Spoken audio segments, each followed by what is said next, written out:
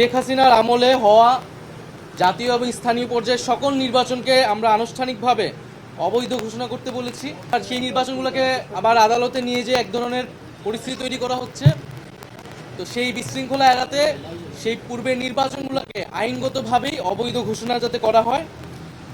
আমরা চতুর্থত বলেছি যে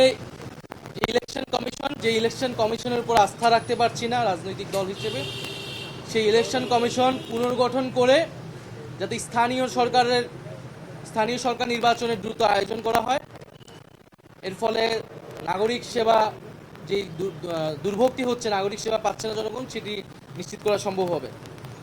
আর সর্বশেষ আমরা বলেছি যে জুলাই গণহত্যার বিচার এবং যে সংস্কার প্রক্রিয়া চলমান এবং সংস্কারের যে জুলাই সনদ ঘোষণা হওয়ার কথা, এবং যে আমরা নির্বাচনের কথা বলছি, গণপরিষদ এবং আইনসভা নির্বাচন, এই তিনটি সমন্বিত একটি পরিকল্পনা, সুনির্দিষ্ট পরিকল্পনা বা রোডম্যাপ যাতে একত্রে সরকার ঘোষণা করে, এবং আমাদের যেই গণঅভ্যুত্থানের প্রতিশ্রুতি ছিল সংস্কার বিচার, সেটি এর মধ্য দিয়ে আসলে বাস্তবায়ন হওয়া সম্ভব।